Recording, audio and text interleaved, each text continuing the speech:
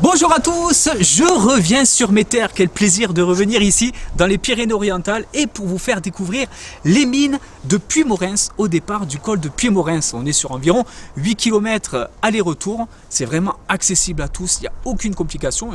Et puis ça peut vous donner des idées cet hiver de faire cet itinéraire en raquette, ça permettra de voir ce site chargé d'histoire enneigé. Alors je voulais vraiment vous faire découvrir ce site et par la même occasion le découvrir moi-même parce que après plus de 10 ans de mise en valeur des Pyrénées-Orientales à travers 300 randonnées, je n'étais jamais venu ici et c'est vrai que j'adore ces sites miniers, surtout qu'ils sont assez nombreux dans le département. Ça fait penser un peu, si vous pouvez le voir, au site de la Pinouse au-dessus de Valmagna ou même au site de Formentère entre Montbolo et Batters.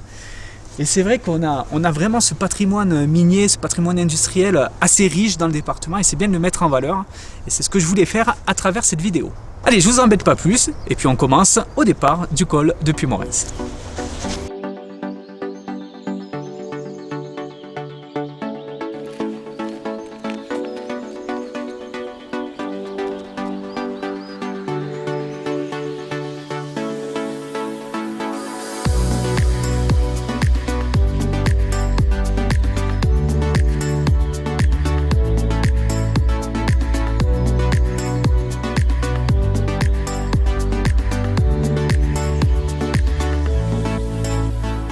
Au bout d'environ 2 km, on arrive à cette intersection à proximité de l'arrivée des télésièges et téléskis de la Vignole et on va prendre sur la droite l'itinéraire qui va nous mener à la rencontre d'une stèle dédiée à la mémoire de 2 personnes emportées par la terrible avalanche de mars 54 dans la région du Puymoresnes et il nous restera environ 1 km pour accéder aux mines convoitées du Puymoresnes.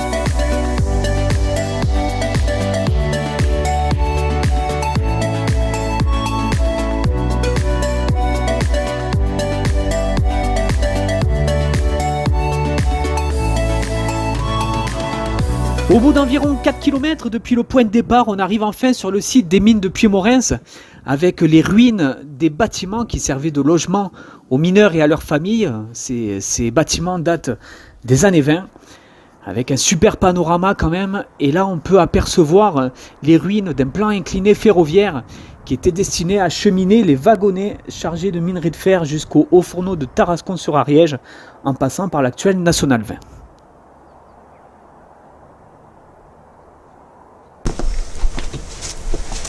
Allez, après avoir fait le tour du propriétaire, alors évidemment interdiction totale de rentrer dans les bâtiments. Il faut savoir que ça date du tout début du XXe siècle, donc ça peut s'effondrer à n'importe quel moment. Donc soyez vraiment extrêmement vigilants. Vous avez des petits panneaux indicatifs qui vous expliquent l'histoire de ces mines de Puymoresnes au début de l'entrée du site. Et il faut savoir quand même qu'il y avait plus d'une trentaine de familles qui ont vécu ici. Il y avait même une école, donc c'est vraiment... quand on voit comment c'est devenu... Mais il y avait de la vie ici et sincèrement, on le ressent quand on entre dans le site. Allez, je vous retrouve un peu plus loin, au lac de l'Estagnol.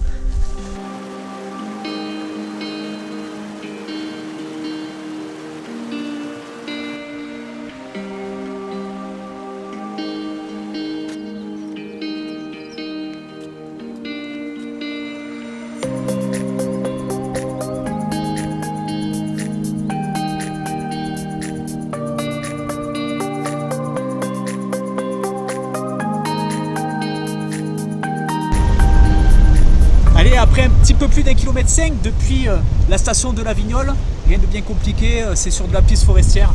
On arrive dans cet endroit paisible, calme, rafraîchissant, où il fait bon vivre de se ressourcer au lac de l'Estagnol.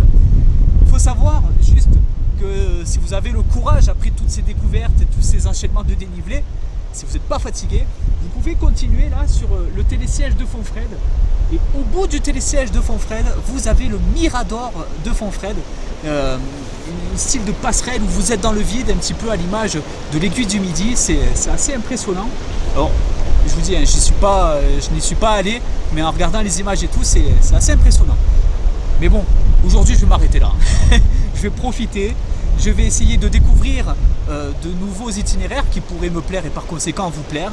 Et puis je vous dis à très très vite sur les sentiers pédestres. En attendant, portez-vous bien, bye bye les amis.